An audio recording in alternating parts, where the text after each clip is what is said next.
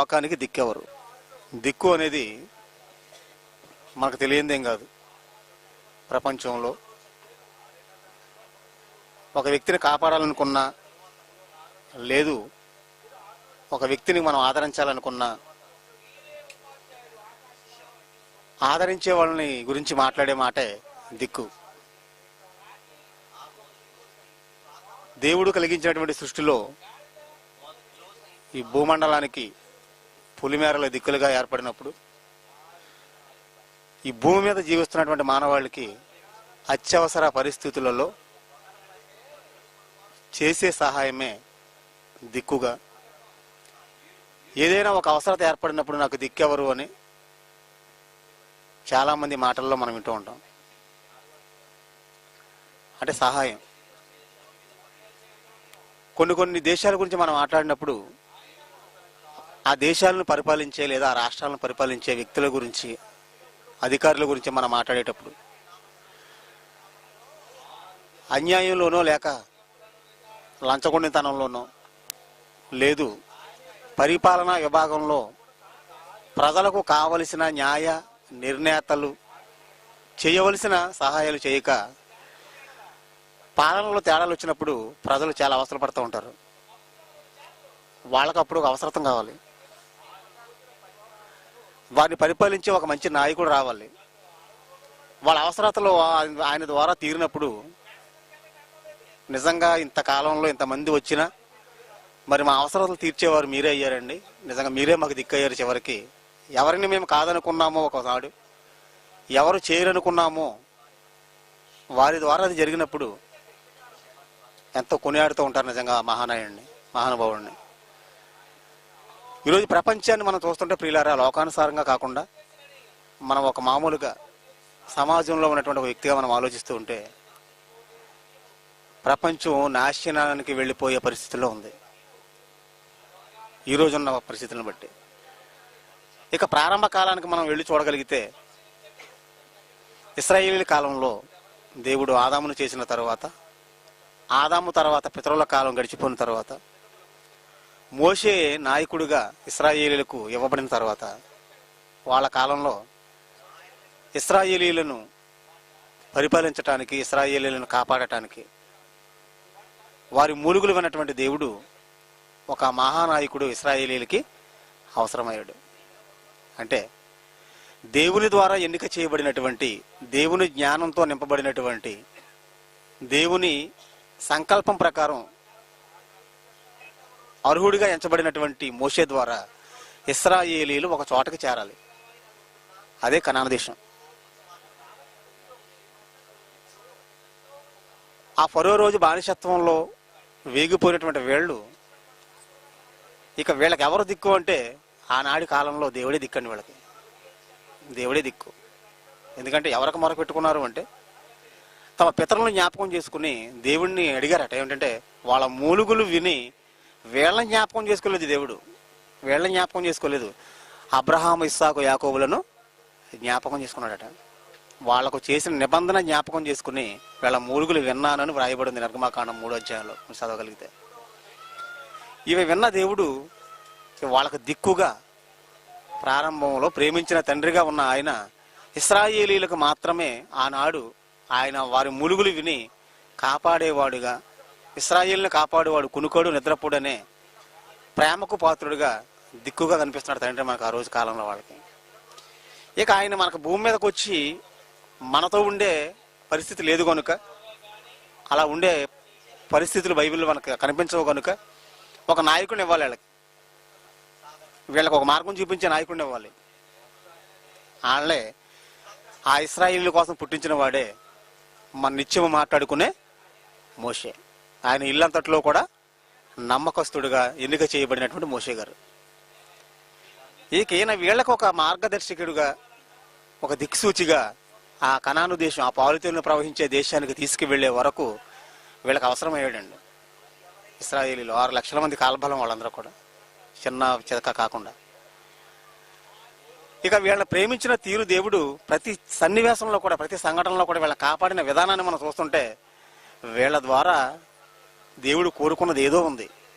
అందుకే అవసరమైన వాడిని, కోపపడిన వాడిని, సాత్వికం కలిగిన వాడిని, అన్ని క్యారెక్టర్లో కలబోసిన వాడిని ఒక దిక్కుగా ఇశ్రాయేలీలకు ఆనాటి కాలంలో దేవుడు పరిచయం చేసిన సంగతి మనకు బైబిల్లో తెలుసు ప్రియులారా. ఇక ఆనాటి నుంచి ఇశ్రాయేలీల చరిత్ర నుంచి మనం ఇక ఈనాటి చరిత్ర వరకు మనం ఆలోచిస్తే, ఆనాటి నుంచి ఈనాటి వరకు ప్రియులారా సమాజం కానీ అండ్ ప్రపంచ మానవాళిని గురించి మనం ఆలోచిస్తే అందరూ కూడా దేవునికి లోబడని పిల్లర్లుగానే ఉన్నారు ఇప్పటి వరకు కూడా, అతి కొద్ది మంది మాత్రం తప్ప. ఇక వీళ్ళందరికీ కూడా దిక్కు కావాలి, వీళ్ళందరికీ కూడా వీళ్ళని కాపాడేవాళ్ళు కావాలి. అందుకే ఇశ్రాయేలీలను సంరక్షించడానికి ప్రారంభ నాయకుడిగా మోషే ఎలాగైతే ప్రారంభించాడో, ఇక చివరిగా వీళ్ళందరి కోసం పుట్టినవాడే, వీళ్ళందరినీ కాపాడటానికి వచ్చిన వాడే మొదటి శతాబ్దంలో యేసుక్రీస్తు వారిగా మనకి కనిపిస్తున్నాడు. దయచేసి మీరు ఒకసారి ద్వితీయోపదేశ కాండం 18వ అధ్యాయము 18వ వచనాన్ని మీరు జాగ్రత్తగా చూడాలి. వారి సహోదరులలో నుండి నీ వంటి ప్రవక్తను వారి కొరకు పుట్టింతును. వారి సహోదరులలో నుండి అంటే వారి సహోదరులలో నుండి వారి కొరకు నీ వంటి ప్రవక్తను వారి సహోదరుల నుండి పుట్టిస్తాను. ఇశ్రాయేలీలకు సంబంధించిన 12 గోత్రాలలో యోధా గోత్రంలో యేసుక్రీస్తు వారు పుట్టారు కనుక ఇశ్రాయేలీల కొరకు మీరు దిక్కుగా ఉండాలి, వీళ్ళ కాపాడేవారుగా ఉండాలి అని దేవుడు ఎంతమందిని అయితే పంపించాడో మోషే మొదలుకొని, న్యాయాధిపతుల గురించి మీరు ఆలోచించండి, లేదా రాజుల గురించి ఆలోచించండి, ప్రవక్తల గురించి ఆలోచించండి, పితరుల గురించి ఆలోచించండి, వీళ్ళ గురించి మీరు ఎవరి గురించి ఆలోచించినా వీళ్ళ కాపాడే దిక్సూచులుగా ఉండాలని పంపించాడు. కానీ వీళ్ళ లోబడిన వాళ్ళని ప్రజలుగా మారిపోయారు. వాళ్ళందరూ కూడా నాశనానికి వెళ్ళిపోయేవారుగా కనపడిపోయారు. కనుక వీళ్ళ చరిత్రలో మీరు ఎన్ని సందర్భాలు చదువుతున్నా ప్రియులారా, అక్కడక్కడ మనకి కొట్టొచ్చినట్టు కనిపిస్తూ ఉంటాయి. వారు తినుటకును త్రాగుటకును కూర్చుండి ఆడుటకు లేచిరి, కన్న తండ్రికి మరో రూపంగా మరి దూడబొమ్మను చేసుకున్నారని, ఎద్దు బొమ్మను చేసుకున్నారని, ఇక ప్రతి సందర్భంలో కూడా ఆయాసపరిచిన వారిగానే బైబిల్లో కనిపిస్తుంటారు వీళ్ళు. ఇక ఆనాటి నుంచి ఈనాటి వరకు కూడా ఇప్పటికీ ఇంకా దేవునిని దిక్కుగా పెట్టుకోవటంలో, తండ్రి నువ్వు తప్ప మాకు ఇంకెవరూ లేరు అనటంలో ప్రజలు వెనకడుగులోనే ఉన్నారని మనం చెప్పక తప్పదు. అందుకే బైబిల్లో ఆయనను దిక్కుగా పెట్టుకున్న వాళ్ళని చెప్పి చూపిస్తూ ఈ రోజు ప్రపంచానికి దిక్కెవరు అనేది మనం చెప్పాలి. ఈరోజు అనేది మనం చెప్పాలి. అదే ఇశ్రాయేలీలో మోషే నుంచి దావీదు వరకు మనం రాగలిగితే, ఆ దావీదు అన్న మాట తెలుసో లేదు మీకు ప్రియులారా, అందరికీ తెలిసి ఉండొచ్చు బహుశా క్రైస్తవులందరికీ కూడా. ఆకాశమందు నీవు తప్ప నాకు ఎవరున్నారు అన్నాడు. ఏమన్నాడండి? ఆకాశమందు నీవు తప్ప నాకు ఎవరున్నారు? కీర్తన గ్రంథంలో. భూమి మీద కాదు, భూమి మీద దిక్కున్నా లేకపోయినా కానీ ఆకాశమందు నీవు తప్ప నాకు ఎవరున్నారు? నేను వెళ్ళవలసిన లోకం ఒకటి ఉంది, అది మొదటి ఆకాశం. అయితే ఆ ఆకాశం మందు ఉన్న నువ్వే నాకు దిక్కు, నువ్వు తప్ప నాకు ఇంకెవరు లేరు. భూమి మీద ఎంతో మంది ఉండొచ్చు, తల్లి ఉంది, చెల్లి ఉంది, తండ్రి ఉన్నాడు, యెషయా గారు ఉన్నారు, దావీదు గారి తండ్రి, అందరూ ఉన్నారు, 3 మంది ఉన్నారు. ఎంతమంది ఉన్నప్పటికీ కూడా నువ్వు నీ దిక్కు నువ్వే, నాకు దిక్కు మాత్రం నువ్వే ఆకాశం ముందు. ఇలా మనం ఆలోచించుకుంటూ వెళ్ళిపోతే ఈనాటి కాలానికి మనం రాగలిగితే ప్రియులారా, లోకమంతా కూడా ఎవరికి వారు దిక్కులు ఏర్పాటు చేసుకున్నారు. ఎందుకంటే ఒక గ్రామం ఉందనుకోండి, ఆ గ్రామం ఒక పోలీసు వ్యవస్థను చూసి ధైర్యంగా ఉండొచ్చు. ఒక రాష్ట్రం ఉందనుకోండి, రాష్ట్రంలో ఉన్న బలగాలను చూసి మనకేమవుద్దులు అనుకోవచ్చు. అంటే వీళ్ళని కాపాడటానికి కొన్ని సెక్యూరిటీ వ్యవస్థలు ఉన్నాయి. అలాగే ప్రపంచవ్యాప్తంగా ఏ దేశానికి సంబంధించిన దిక్కులు ఆ దేశానికి ఉన్నాయి. వీటిని బట్టే మాకు ఉన్నాయనుకుంటున్నారే తప్ప అసలు దిక్కును ఆలోచించకుండా పోయారు వీళ్ళు. అసలు దిక్కును ఆలోచించకుండా పోయారు. పొలిమేరలను ఇచ్చినవాడు, ప్రాణాన్ని ఇచ్చినవాడు, ఊపిరిని ఇచ్చినవాడు, భూమి మీద ఈ వసతులన్నింటినీ కూడా మనకు ఇచ్చి ఎవరిని దిక్కుగా పెట్టుకోమన్నాడో ఆయన్ని విడిచిపెట్టేశారు. మనిషికి దిక్కుగా పెట్టుకున్నారండి. ఈరోజు దేవుని జ్ఞానాన్ని దిక్కుచూసిగా పెట్టుకోవాల్సినటువంటి మనిషి మానవ జ్ఞానాన్నే మరి దిక్కులుగా ఎంచుకుని అదే ఒకనాటి కాపాడుతుందని భ్రమలో ఈరోజు మనిషి ఉండిపోయాడు. కానీ అది కాదండి. ఈ జ్ఞానం అనేది ప్రపంచానికి ఎంత అవసరమో, ఈ ప్రపంచానికి దిక్కుగా ఉన్నవారు ఎవరో ఒకసారి మనం బైబిల్ నుంచి ఆలోచిద్దాం ప్రియులారా. కొరింథీయులకు రాసిన మొదటి పత్రిక 2వ అధ్యాయాన్ని మొదటి శతాబ్దంలో పౌలు గారు చెప్తున్నాడు. ఈయన కూడా ఏ సహోదరులలో నుంచి నా వంటి ప్రవక్తను పుట్టిస్తానన్నాడో ఆయన యేసుక్రీస్తున్న సంగతి మీకు తెలుసు ప్రియులారా. ఆ యేసుక్రీస్తుని ధరించుకున్న అపోస్తలుడైన పౌలు గారు మరొక చక్కని మాట బైబిల్లో మాట్లాడుతున్నాడు. ఒకసారి మీరు ఆలోచించండి. 2వ అధ్యాయము 6వ వచనాన్ని దయచేసి బైబిల్ ఇప్పుడు చూడాలి. 2వ అధ్యాయము 6వ వచనం, పరిపూర్ణులైన వారి మధ్య జ్ఞానమును బోధించుచున్నాము.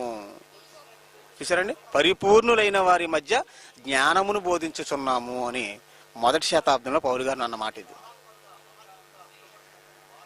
యూదులు సూచక్రియలు చేయమని అడుగుచున్నారు, గ్రీసు దేశస్థులు జ్ఞానమును వెతకుచున్నారు. ఇన్ని గ్రూపులు డిపార్ట్మెంట్లు పనిచేస్తున్నా, ఇంత గొడవ చేస్తున్నా అపోస్తుడైన పౌలు గారు నిబ్బరంగా మాట్లాడుతున్న మాట ఏంటో తెలుసా? పరిపూర్ణులైన వారి మధ్య నేను జ్ఞానమును బోధించుచున్నాము అని ఒక మాట అన్నాడు. అది ఈ లోక జ్ఞానము కాదు, అది ఈ లోక జ్ఞానము కాదు. అంటే ఈ లోకంలో ఉన్నటువంటి జ్ఞానాన్ని ఎన్ని విధాలుగా మనిషి ప్రయోజనకరమైనది అనుకుంటున్నా అది నిన్ను కాపాడేది కాదు. నీకు ప్రయోజనకరమైనది ఒకటే.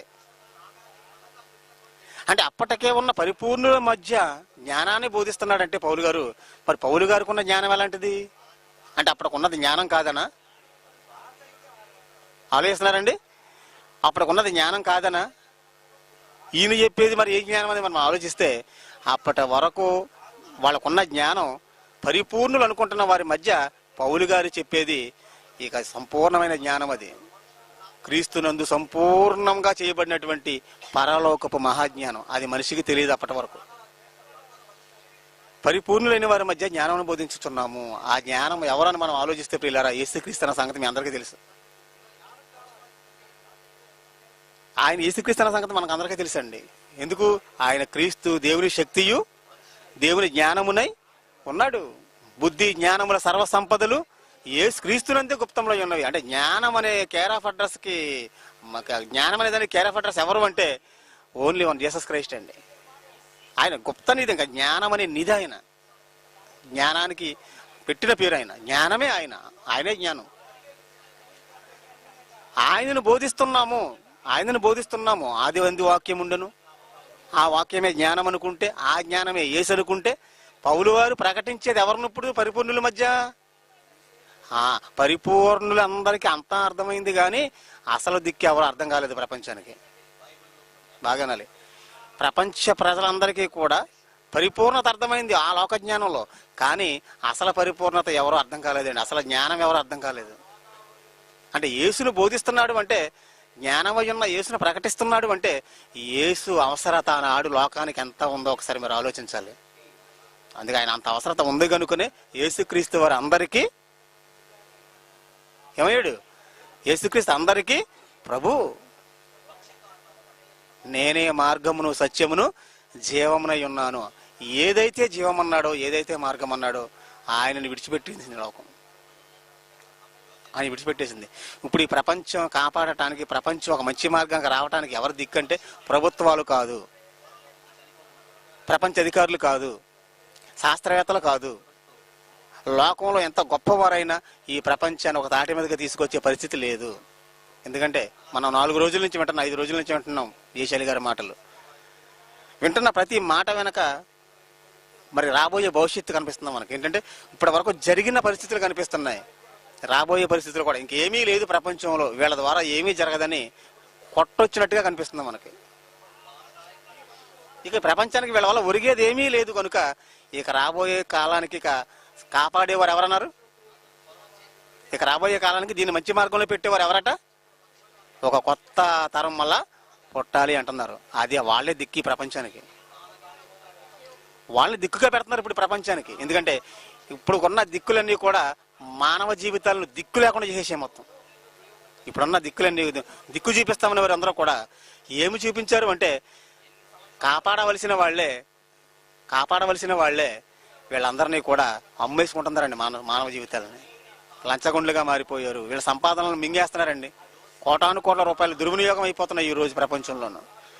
ఏమండి, మరి లక్షల కోట్లు మనిషి కష్టమని అంతా కూడా వీటన్నిటినీ కూడా సుఖాల కింద దాచిపెట్టేసుకున్నారు. వాటన్నిటినీ కూడా పైకి మాత్రం వేషాలు వేసుకున్నారు ఈ రోజు ప్రపంచంలో. అంటున్నారా? కనుక వీళ్ళందరూ కూడా దిక్కు చూపించేవారు కాదు. ప్రపంచానికి దిక్కు చూపించాలంటే అసలైన జ్ఞానం కావాలి. అది ఎవరంటే ఒక్క యేసుక్రీస్తులోనే ఉందండి. ఒక యేసులోనే ఉంది అది. ఆ యేసుక్రీస్తు గురించి రాయబడినటువంటి ఒక మంచి మాట మనం చూద్దాం ప్రియులారా. పేతురు గారు రాసినటువంటి మొదటి పత్రిక మీరు దయచేసి చూడాలి. పేతురు రాసిన మొదటి పత్రిక 2వ అధ్యాయము 6వ వచనం నుంచి, ఏలయనగా ఇదిగో నేను ముఖ్యమును ఏర్పరచబడనిదియునైన అమూల్యమునగు మూలరాతిని సియోనులో స్థాపించుచున్నాను. ఆయన యందు విశ్వాసం ఉంచేవాడు ఏమాత్రమును సిగ్గుపడడు అను మాట లేఖనమందు వ్రాయబడినట్లు విశ్వసించుచున్న మీకు ఆయన అమూల్యమైన వాడు. విశ్వసించిన వారికైతే ఇల్లు కట్టు వారు ఏ రాత్రి నిషేధించరో అదే మూలకు తలరాయి ఆయను అన్నాడు. ఆ కాలానికట యేసుక్రీస్తు వారిని విశ్వసించవలసిన వారు విశ్వసించపోగా కాదనుకున్న వారికి చివరికి ఎవరు దిక్కయ్యారట? ఏ యూదులైతే వద్దనుకున్నారో, ఏ ఇశ్రాయేలీలైతే ఈయన దేవుని కుమారుడు కాదన్నారో, ఈయన వల్ల ఏమీ కాదనుకున్నారో ఆయనే నిషేధించిన రాయిగా ఉన్న ఆయనే ఆ రాటి కాలానికి ఏమయ్యాడు? మూలరాతిగా, మూలస్తంభంగా ఎన్నిక చేయబడ్డాడు కాలానికి. వాళ్ళ పాపాలు తీర్చడానికి మూలకర్తగా ఆయనే ఉండిపోయాడండి. ఆయనే కావాల్సి వచ్చింది చివరికి. ఆయన రక్తమే ఈరోజు ప్రపంచ మానవాళి పాపాలను కడగటానికి అవసరమైంది. అంటే యేసే ఒకనాటి ఇశ్రాయేలీలకు కానీ ఈనాడు ఉన్నటువంటి ప్రజలకు కానీ యేసే మరి మూలమైన రాతిగా, మూలరాయిగా, ఏమండి మూలమైన దిక్కుగా కనిపిస్తున్నాడు ఈరోజు మనందరికీ కూడా. వింటున్నారా? కనుక ఈరోజు ఈ ప్రపంచాన్ని కడగాలి అంటే, ఈరోజు ఒక మనిషి మార్పును పరిపూర్ణంగా తీసుకురావాలి అంటే అది ఎవరి వల్ల సాధ్యము అనుకుంటే ప్రియులారా, యేసు అనుకున్నట్టుగా నమ్మిన వారి వల్లనే, నిజమైన క్రైస్తవుల వల్లనే అది సాధ్యం. అందుకే పౌలు గారు అన్నమాట అదే, పరిపూర్ణులైన వారి మధ్య నేను జ్ఞానమును బోధించుచున్నాము. అప్పటికే సూచక్రియలు అడిగే వాళ్ళు ఉన్నారు, అప్పటికే జ్ఞానం అంటే ఏంటో వెతికే వాళ్ళు ఉన్నారు. అన్ని వర్గాలు ఉండగా ఇంకా వాళ్ళ మధ్య పౌలు గారు బోధించిన అసలైన జ్ఞానం ఏది అంటే యేసుక్రీస్తు లక్షణాలు, యేసుక్రీస్తు గుణగణాలు. అందుకే పౌలు గారు రాసినటువంటి ఆ 14 పత్రికలను మీరు పరిశోధించగలిగితే ప్రియులారా, మనం చదవగలిగితే మనసు పెట్టి ప్రతి మాట కూడా ప్రపంచ జ్ఞానాన్ని తలదనేదిగా ఉంటుంది. అందులో ప్రతి అక్షరం ప్రపంచ జ్ఞానాన్ని తలదనేదిగా ఉంటుంది. ఆయన మాట్లాడినటువంటి ప్రతి మాట శాస్త్ర సంబంధమైనది, శాస్త్రాన్ని దాటి వెళ్ళిపోయేది. అంటే శాస్త్రం కళ్ళు తెరవక ముందే పౌలు గారు ఏనాడో దీని యొక్క మూలాన్ని రాసేసాడండి, ప్రపంచ మూలాలని. కనుక మనం జాగ్రత్తగా మనం ఆలోచించగలిగితే యేసుక్రీస్తు వారి ప్రపంచానికి ఎంత అవసరం అయ్యారో, కాలాన్ని లెక్కించడానికి యేసుక్రీస్తు వారి దిక్కుగా ఎంత అవసరం అయ్యారో, ఈ రోజు రాబోయే ఈ ప్రపంచాన్ని కాపాడటానికి మనమేనండి. ఎవరు తెలుసండి? వాళ్ళు క్రైస్తవులు అన్నారు. క్రైస్తవుడు అంటే ఎవరు క్రైస్తవుడు అంటే క్రీస్తులోనికి బాప్తిస్మము పొందిన మీరందరూ క్రీస్తును ధరించుకొని ఉన్నారు. ఇందులో యూదుడని, గ్రీసు దేశస్థుడని, దాసుడని, స్వతంత్రుడని, పురుషుడని, స్త్రీ అని భేదం లేదు. అందరూ ఏకముగా క్రీస్తునందు ఏకముగా దేవుని కుమారులై ఉన్నారు. అంటే ఇప్పుడు క్రీస్తును ధరించుకున్న వాళ్ళు ఎవరంటే క్రీస్తు వాడవు అంటే క్రైస్తవుడు అని అర్థం. అంటున్నారా? క్రీస్తు ఇప్పుడు లేడు. క్రీస్తు జ్ఞానాన్ని సంతరించుకున్న వాళ్ళు ఈ రోజు బైబిల్ని పరిశోధన చేసేవాళ్ళు ఈ రోజు భూమి మీద ఉన్నారు. వాళ్ళు ఎవరు? ప్రపంచంలో ఉన్న 270 కోట్ల మంది క్రైస్తవులు మాత్రం కాదు. మరి ఎవరు? బైబిల్ని ఎలా చదవాలో నేర్చుకున్న బైబిల్ ఓపెన్ యూనివర్సిటీ ఇండియా ఇంటర్నేషనల్లో జైశాలి గారి వాక్యానికి పుట్టిన దేవుని కుమారులు ఉన్నారు ఈ రోజు ప్రపంచంలో. వాళ్ళు ఎవరో తెలుసా? ఈ రోజు ఈ జ్ఞానాన్ని నేర్చుకుంటాం వాళ్ళందరం కూడా మనమే. అండ్ ఒక మాట నిజంగా చెప్పండి, క్రైస్తవ్యానికి దిక్కెవరో తెలుసు? ఇప్పుడు బాగా వినాలి. యేసుక్రీస్తు వారు లోకానికి దిక్కు అయితే ఈ రోజు ఈ లోకానికి దిక్కు, ఈ లోకంలో ఉన్న క్రైస్తవులకు దిక్కెవరో తెలుసా? మనమేనండి. ఎందుకంటే బైబిల్ తెలియదు కదా ఎవరికైనా. బైబిల్ ఎలా చదవాలి, బైబిల్ అనగానే ఏమి అనేది అసలు ఆ మాట రాకముందు అసలు టైటిల్ గురించి ఎవరన్నా ఊహించుంటారంటారు? ఎవరన్నా లేదండి. బైబిల్ అంటే తెలుసు. బైబిల్ అంటే సంకలో పెట్టుకుని వెళ్ళొచ్చేయాలి ప్రతి ఆదివారం అనేది తెలుసు. కానీ బైబిల్ని ఎలా చదవాలో ప్రారంభంగా చెప్పిన ఎవరు తెలుసండి? జైశాలి గారు. మరి ఆయన ఎవరికి ఏమవుతాడు? క్రైస్తవులందరికీ, క్రైస్తవ లోకానికి ఏమవుతాడు ఆయన? యేసుక్రీస్తు వరకు లోకానికి వెలుగైతే క్రైస్తవులకి నాడు జ్ఞానం నేర్పించడానికి 20-21వ శతాబ్దాల్లో జైశాలి గారే దిక్కు. ఇక్కడ తర్ఫీదు పొందుతున్న మనమందరం కూడా ఎవరికి దిక్కు? రాబోయే కాలంలో ఇక మొత్తం ఈ జ్ఞానం తెలియని వాళ్ళందరికి కూడా మీరే దిక్కేక. వాళ్ళకి మార్గం చూపించేవాళ్ళు. ఎందుకంటే నేనే మార్గం అన్న ఆయనకి తమ్ముళ్ళు మనం అందరం కూడా. అవునా? నేనే మార్గమును సత్యమును జీవమును అన్న ఆయనకి తమ్ముళ్ళము, సహోదరులము, ఆయన జ్యేష్ఠుడు. ఆయన మనం ఎవరమవుతాం అప్పుడు? వాళ్ళందరికీ కూడా మన మార్గదర్శనం కావాలి. వాళ్ళందరికీ మన మార్గదర్శనం కావాలి. అంటే ఎంత గొప్ప స్ట్రాటజీ ఇచ్చాడంటే మనందరికీ కూడా. పేతురు రాసిన మొదటి పత్రిక 2వ అధ్యాయం 9వ వచనం. అయితే మీరు చీకటిలో నుండి ఆశ్చర్యకరమైన తన వెలుగులోనికి మిమ్మును పిలిచిన వాని గుణాతిశయములను ప్రచురము చేయు నిమిత్తము ఏర్పరచబడిన వంశం, రాజులైన యాజక సమూహము, పరిశుద్ధ జనము, దేవుని సొత్తైన ప్రజలనై ఉన్నారు అన్నాడు. చూసారండి ఎంత ఎత్తిగెత్తాడు మనందరినీ. అంటే లోకంలోకి ఎవరో లేరా ఏర్పరచవలసిన వాళ్ళు? ఎవరో లేరు, మీరే. మీరు ఎవరి ద్వారా ఏర్పరచబడిన వారో తెలుసా? యేసుని ఏర్పరిచింది ఎవరో తెలుసా? తండ్రి. అది ఇందాక అన్నాడు అన్నమాట. ఇదిగో ముఖ్యమును ఏర్పరచబడినదియునైనా మూలరాతిని నేను స్థాపిస్తున్నానని అన్నాడు. ఇందాక చూసారు, ఇందాక పేతురు పత్రికలో. మరలా ఇక్కడ మీరు ఏర్పరచబడిన వంశం. యేసు బీజం ద్వారా మనం ఏర్పరచబడిన వంశం అట మనందరం కూడా. దేనికి ఏర్పరచబడిన వాళ్ళం? దేనికి ఏర్పరచబడిన వాళ్ళం? ఏది జ్ఞానం అనుకుని మోసపోతుందో మీకు ఏమీ తెలియదు, మీకు ఏమీ తెలియదు అని చెప్పటానికి క్రీస్తు స్వరూపాన్ని ధరించుకుని ఈరోజు బైబిల్ని పరిశోధిస్తున్న మనం లోకానికి దిక్కు. క్రైస్తవుడు చెప్పాలండి, క్రైస్తవుడే చెప్పాలి. ఒక నాసా శాస్త్రవేత్తలకు మీరు చేసేది తప్పు అని చెప్పే పరిస్థితి ఎవరికి ఉందో తెలుసా? ఒక్క దేశానికే ఉందండి, క్రైస్తవుడికి ఉంది. నిజమైన క్రైస్తవులు. అందరూ క్రైస్తవులు కాదు, పేరు పెట్టుకున్న అందరూ క్రైస్తవులు కాదండి. అందరూ కాదు, అందరూ మార్గాన్ని చూపించలేరు. క్రైస్తవులు ఎంతమంది ఉన్నారు, ఇన్ని రకాల వాళ్ళు ఉన్నారు తెలుసండి. సంపాదన కోసం పేరు పెట్టుకున్న వాళ్ళు ఉన్నారు, ఏమండి, ఉద్యోగాల కోసం పేర్లు పెట్టుకున్న వాళ్ళు ఉన్నారు, స్టేటస్ కోసం క్రైస్తవ నామాలు పెట్టుకున్న వాళ్ళు ఉన్నారు, వింటున్నారా? సంఘాల్లో సీట్ల కోసం క్రైస్తవుడిని పేరు పెట్టుకున్న వాళ్ళు ఉన్నారు. చచ్చిన సరిపోయిన తర్వాత సమాధిలో పాతి పెట్టడానికి పేర్లు పెట్టుకున్న వాళ్ళు ఉన్నారు. వీళ్ళ క్రైస్తవులు కాదు, వీళ్ళ క్రైస్తవులు కాదండి. మరి ఎవరు క్రైస్తవులు? ఎవరో క్రైస్తవులను ఆలోచిస్తే దేవుడు ఏమి చెప్పాడో ఆ విధంగా ప్రవర్తించిన వాడే క్రైస్తవుడు. ఆ విధంగా పౌరుషంగా బ్రతికిన వాడే క్రైస్తవుడు. అలా క్రైస్తవుడు. అంటే ఇప్పుడు యేసును ధరించుకున్న మనం, యేసు ద్వారా ఏర్పరచబడిన మనం దేని గురించి ఏర్పరచబడిన వాళ్ళం అంటే ప్రపంచాన్ని మరొక మార్గంలోనికి తీసుకువెళ్ళటానికి. అది ఒక శాస్త్రవేత్తల వల్ల కానీ సైకియాట్రిస్ట్ వల్ల కానీ, లేదా ప్రపంచంలో మేధావుల వల్ల కానీ, లేదంటే మహనీయుల వలన కానీ ఈరోజు చెప్పుకుంటున్నటువంటి అనేక మంది ఉన్నారు. మేము మార్చేస్తామని చెప్పేసి సమాజం స్థాపించేస్తామనో, లేదంటే మరో రకంగా సమాజాన్ని కడిగేస్తామనో రకరకాల పేర్లు గ్రూపుల వాళ్ళు ఉన్నారు. వాళ్ళ వల్ల అయ్యేది కాదండి, ఇది వాళ్ళ వల్ల అయ్యేది కాదు. కనుక ఏది చేయాలని ఈరోజు ఎవరు చేయాలి? క్రైస్తవుడే చేయాలి. ఎందుకు? క్రైస్తవుడిని ఏమన్నాడు తెలుసా బైబిల్లోను? చీకటిలో ఉన్న వీళ్ళందరికీ దిక్కెవరన్నాడు తెలుసా దేవుడు?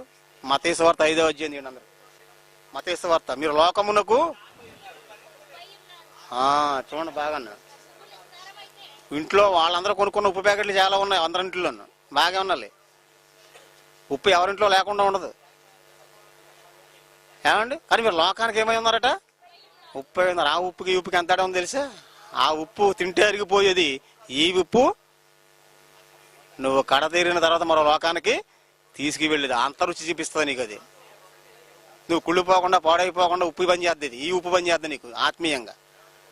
మీరు లోకమునకు వెలుగై ఉన్నారన్నాడు. మీరు లోకానికి వెలుగై ఉన్నారన్నాడు. సూర్యుని వెలుగుంది, మనుషుల ద్వారా తయారు చేయబడినటువంటి వెలుగు కనిపిస్తుంది మనకి. ఇన్ని వెలుగులున్నా ఆశ్చర్యకరమైన తన వెలుగు అన్న. అదే వెలుగది? ఆశ్చర్యకరమైన తన వెలుగు అంటే ఆ వెలుగేది? అది మనుష్యునికి తెలియదు. క్రైస్తవుడే ఆ వెలుగు చూపించాలి. మనకు అర్థమైంది. లోకానికి ఈ వెలుగు చూపించాలంటే అది క్రైస్తవుడు, నిజమైన క్రైస్తవుడు క్రీస్తుని ధరించుకున్న వాళ్ళలో ఉంది. అది మన వల్లే వాళ్ళకి అది ప్రకాశించాలి.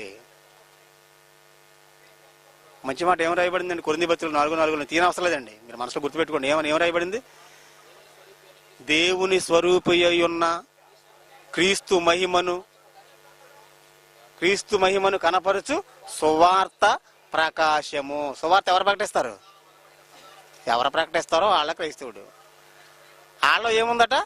ప్రకాశము. సువార్తలో ప్రకాశము. ఆ సువార్తలో ఏముంది? వెలుగు ఉంది. నువ్వు వెలుగుగా కనపడతావు వాళ్ళకి. ఆ వెలుగు పరిపూర్ణతలోనికి తీసుకువస్తుంది. వాళ్ళనుకున్న పరిపూర్ణత కాదు. వాళ్ళనుకున్న పరిపూర్ణత ఏంటి? తల్లి, తండ్రి, గురువు, దైవం. నీ వెలుగు వెళ్ళగానే ఏమవుతుంది? అది నీ వెలుగు వెళ్ళగానే ఏమవుతుంది?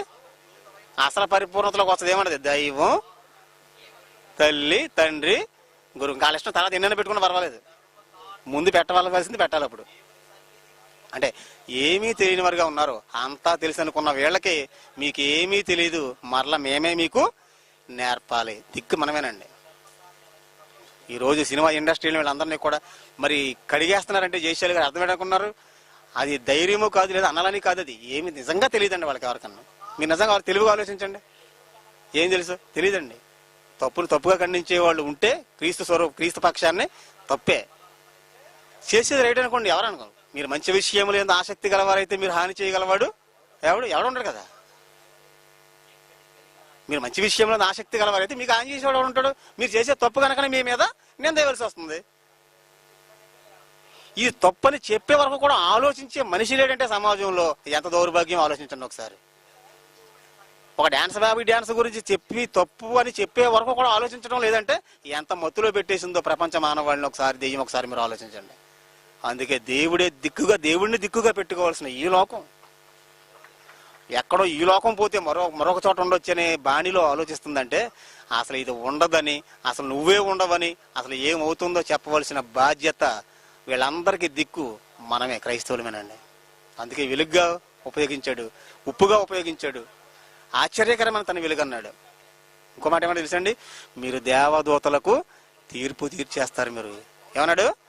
దేవదూతలకు తీర్పు తీర్చేవాళ్ళమాట మనందరం కూడా, మళ్ళీ క్రైస్తవులు గాను. ఇంత గొప్పవాళ్ళు మనం. కానీ మరి ఈరోజు క్రైస్తవులు ఎలా ఉన్నారో ప్రపంచంలో చూడండి. ఆరిపోయి ఉన్నారు, మొత్తం అందరూ కూడా ఆరిపోయి ఉన్నారు. ఉన్నత శిఖరం మీద ఉండవలసిన క్రైస్తవులు, దిక్సూచిగా జ్ఞానయుక్తంగా అనేక మందికి దిక్కుగా ఉండవలసిన క్రైస్తవులు ఈరోజు సంపాదన సందడిలో ఆరిపోయి ఉన్నారు. కనుక ఈ రోజు ఇక్కడికి వచ్చి తర్ఫీదు పొందుతున్న మనం ఈరోజు B3లో ఉన్నారు. మీరు రేపు పొద్దున M2లో M1కి వెళ్తారు, M2కి వెళ్తారు, M3కి వెళ్తారు. ఇక మహాజ్ఞానం నేర్చుకుంటారు. మీరు నేర్చుకునే ప్రతిదీ కూడా సమాజం గురించి ఆలోచించి నేర్చుకోండి.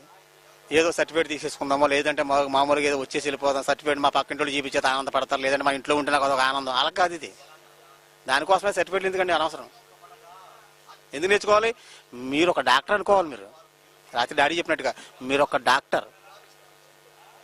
ఈడ శరీరానికి చేసే డాక్టర్లు మీరు ఆత్మకు వైద్యం చేసే డాక్టర్లుగా మీరు ఫీల్ అయ్యి రేపు నాతోనే పని ఉంది సమాజానికి, నేనే బాగు చేయాలి దీనిని ఎవరికి వాళ్ళుగా క్రీస్తు పక్షాన్ని ఆలోచించుకుంటే మీరు బాగా రాయగలరు, బాగా చేయగలరు, ఏదైనా చేయగలరు. నిజమండి అది. అప్పుడు మనకు క్రీస్తు స్వరూపం రాగలదు. కనుక మనమేమనుకుంటాం, నాళ్ళని చూసాయి బాబు ఎంత ఉన్న వాళ్ళు కార్లు వెళ్ళిపోతున్నారు, ధనవంతులు అనుకుంటాం. వాళ్ళకి మనకంటే గొప్పవాళ్ళేం కాదు, కదండి ఎవరన్నా. లోకాన్ని కలిగించిన వాడిని ధరించుకున్న వాళ్ళం మనం. వాళ్ళు ఓన్లీ కాస్ట్లీ బట్టలు ధరించుకున్న వాళ్ళు అంతే. కద్ర బట్టలు ధరించుకున్న వాళ్ళు బాగా ఉంటున్నారా? కద్ర బట్టలు ధరించుకున్న వాళ్ళు పై రూపం చేసి మనం ఏమనుకుంటున్నాం, అబ్బా ఏం అధికారం, ఏమనుకున్నాం. మనకున్న అధికారం కంటే గొప్ప అధికారం ఏం లేదు ఎవరికైనా. తెలుసా మీకు? మనకున్న లోకాధికారం మనకు పరలోకాధికారం అండి. ముల్లోకాధికారాలని నీ చేతిలో పెట్టాడు దేవుడు, మన చేతిలో పెట్టాడు. కానీ వీళ్ళందరికీ దిక్కు ఎవరనుకుంటున్నారు? క్రైస్తవుడు. ఆ క్రైస్తవుడికి కూడా కొన్ని క్వాలిటీస్ ఉన్నాయి. క్రీస్తు పక్షాన శ్రమపడే కొన్ని పోలికలు ఉన్నాయి, కొన్ని పనులు ఉన్నాయి. అవన్నీ చేసిన వాడే నిజమైన క్రైస్తవుడు. ఆ క్రైస్తవుడే ఇటువంటి ఈ వెలుగు ఈ రోజు మనకు ఎందుకు అవసరమైంది మీకు తెలుసు. మరి మన వెలుగు ఎందుకు అవసరమవుతుందో మీరు ఆలోచించండి. కనుక వాళ్ళకి ఏమీ తెలియదు కనుక క్రైస్తవ్యాన్ని ఈరోజు మతంగా భావించి, క్రైస్తవ్యం అనగానే అసలు కనీసం బతుకు ఎన్నిక లేకుండా మాట్లాడుతున్న వాళ్ళకి చక్కటి వైద్యాన్ని మనమే చేసి, బాబు నిన్ను వలె నీ పొరుగు వారిని ప్రేమించమన్న యేసు మాట మన మనసులో పెట్టుకుని ఏమండి, మరి ఈ సమాజానికి మనం ఎంత అవసరమో. ఒకనాడు యేసుని కాదన్న వారికి యేసు అవసరం అయ్యాడు. ఏ ఇశ్రాయేలీలు అయితే మాకు వద్దనుకున్నారో వాళ్ళకి మూలరాయిగా నిలబడ్డాడు ఆయన. వింటున్నారా? ఈరోజు యేసు ఎవరో తెలియదన్న వాళ్ళు కూడా యేసే మూలకు దిక్కుగా పెట్టుకున్నారు యేసుక్రీస్తుని. ఒక క్రీస్తు శాఖము క్రీస్తు పూర్వంగా మనం ఆలోచిస్తుంటే అందరు దాన్ని ఒప్పుకునే కదండి జీవితాలు సాగిస్తున్నారు. వీళ్ళందరికీ దిక్కు యేసుక్రీస్తే. ఆ యేసుని ధరించుకున్న మనం మన వాళ్ళకి దిక్కుగా కాదు, ప్రపంచ మానవాళికే దిక్కుగా, ఒక దిక్సూచిగా, మార్గాన్ని చూపించే వారంగా మనందరం కూడా ఉండాలి. అలా లేని పక్షంలో మనం కూడా దిక్కులేని వారంగానే. అందుకే ఇర్మియా గారి పాటల పుస్తకంలో మంచి మాట అన్నారండి. క్యాషెట్లు విన్నారు లేదు మీరు? ఏమన్నారు? దిక్కు లేని వారికి దేవుడే దిక్కు అంటున్నాడు. మరి దిక్కున్నవాడికి అవసరం లేదంటారా? అంటే ఒక కొంప గూడు ఒక ఉద్యోగం ఉంటే దేవుడు ఎక్కలేదుగా. దిక్కు లేనివాడికైనా దిక్కున్నవాడికైనా చివరికి దిక్కు ఎవరు? దేవుడే దిక్కు. ఆ దేవుని పక్షాన వచ్చిన మనం ఈ ప్రపంచానికి దిక్కు. కళ్ళు మూసుకొని ప్రార్థన చేసుకుందాం.